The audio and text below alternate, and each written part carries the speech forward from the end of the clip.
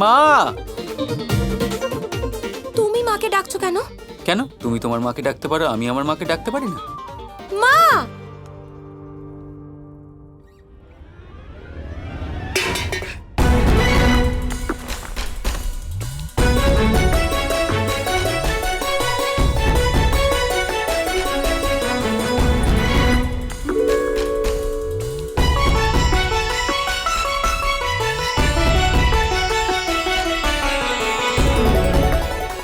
রাধা, রাধা কি হয়েছে? হ্যাঁ কানাই, তুই আমাকে ডাকলি কেন? হে ভগবান!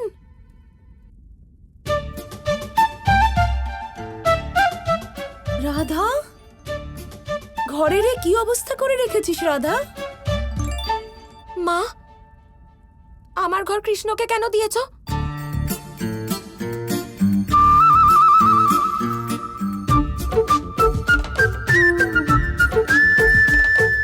মা, কৃষ্ণ আমাদের অতিথি।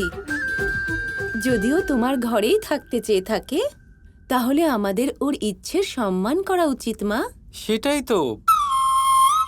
তো আমি বলছিলাম রাধাকে। কোনো অবস্থায় না, আমি আমার ঘর ছাড়বো না। রাধা, এখানে কি আমার কি তোমার, সবই তো এখানেই থেকে যাবে। কোনো বস্তুর প্রতি এতটা মোহ ঠিক নয়। জীবনে কখনো কখনো এমন পরীক্ষার সময় এসে যায় যখন নিজের সবথেকে প্রিয় বস্তু বা সম্পর্ককে ত্যাগ করতে হয়। সেই সময় মোহ থেকে উৎপন্ন সেই যন্ত্রণা অসহ্য হয়ে দাঁড়ায়।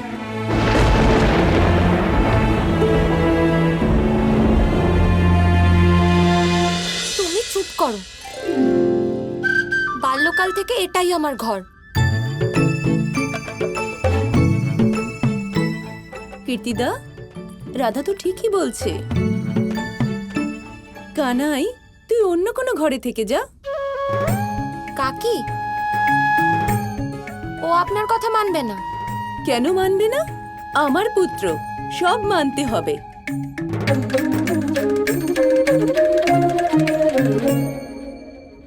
ঠিকই তো বলছে মা। আমি আমার মায়ের আদেশ কি করে অমান্য করি বলতো? কিন্তু আমার মতো সবাই হয় নাকি মা, যে নিজের মায়ের আদেশে সবকিছু ত্যাগ করে দেবে? এই রাধাকেই দেখো না, এইভাবে সবার সামনে মায়ের কথা না শুনে ও মায়ের মনে কতটা কষ্ট দিল। কিন্তু কোনো ব্যাপার নয় কাকি, আমি আমার মায়ের আদেশ সব সময় পালন করব। রাধা, কিছু শেখ কৃষ্ণর থেকে। নিজের মায়ের আদেশ এক মুহূর্তে মেনে নিল। আর তুই?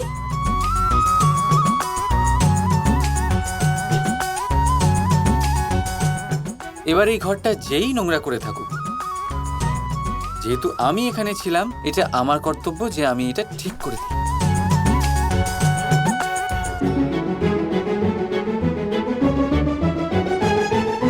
কত বিনয়ী আর সংস্কারী কৃষ্ণ। আর তুই রাধা, যশোদা দিদির সামনে তুই আমার কি সম্মান রাখলি?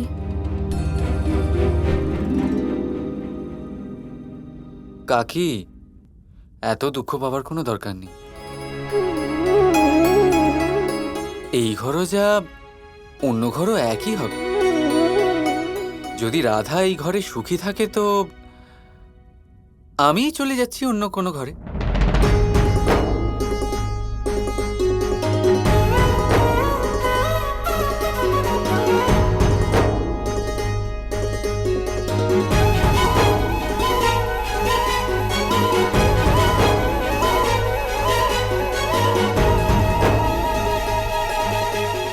দাঁড়াও, এখানেই থাকো।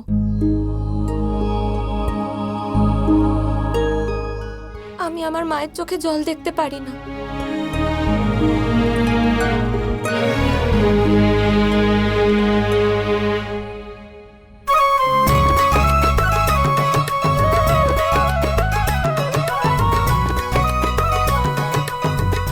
বেঁচে থাকো মা।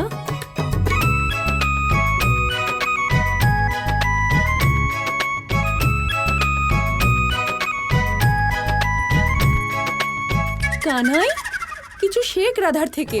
মা, ও নিজের মায়ের চোখের জল দেখতেই পারে না, আর তুই সর্বদাই নিজের মাকে কষ্ট দিতে থাকিস।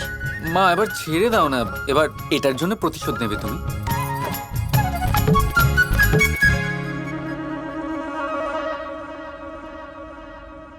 তুমি এখনো এখানে দাঁড়িয়ে?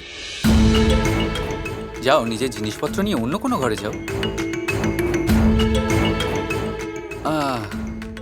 এই মুহূর্তে তো তোমার মন এই ঘর ছাড়ার দুঃখে ভার হয়ে আছে, তার ওপর তুমি জিনিসপত্রের ভার কি করে নেবে, তাই না? ঠিক আছে, কোনো ব্যাপার নয়, আমি আছি তো, আমি সাহায্য করে দিচ্ছি। ক্ষমা করবেন কাকি, কিন্তু কৃষ্ণ সীমা পার করে গেছে, আবার রাগাচ্ছে আমায়।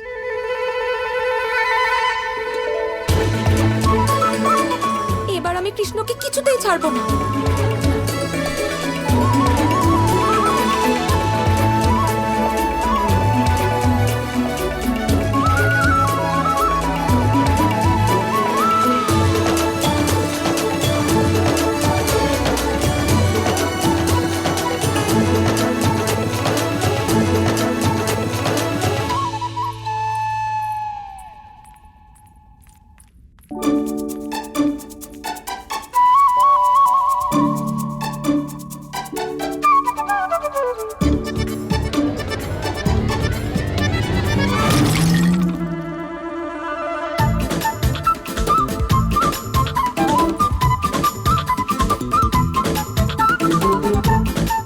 আরে, টপটা কেন ভাঙলি রাধা?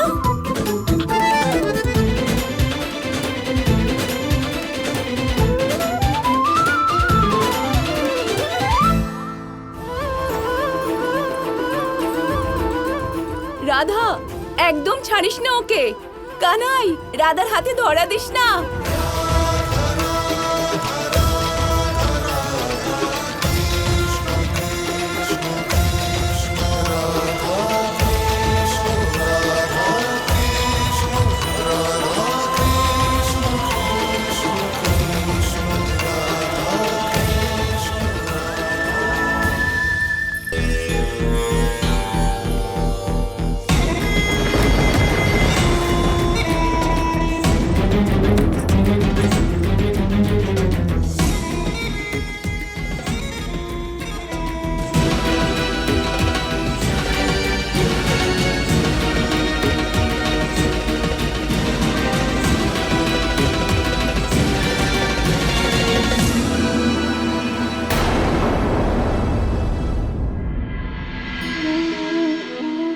মানুষের স্বভাব হলো অর্জন করা, সংগ্রহ করা, তা সেটা ধনই হোক, বন্ধন হোক, সম্বন্ধই হোক, বা হোক প্রসন্নতা।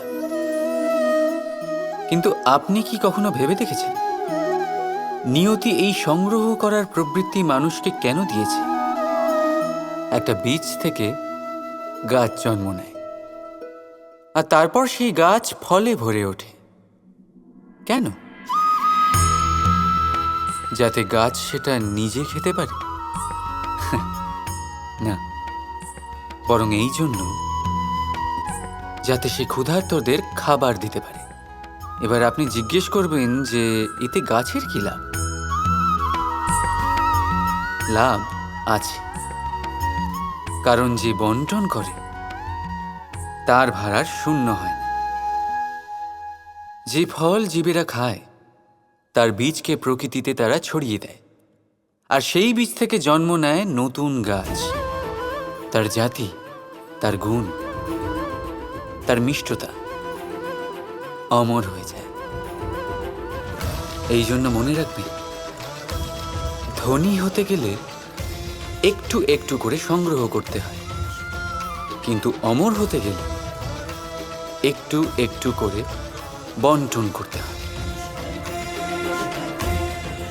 রাধা রাধা কৃষ্ণ কৃষ্ণ কৃষ্ণ কৃষ্ণ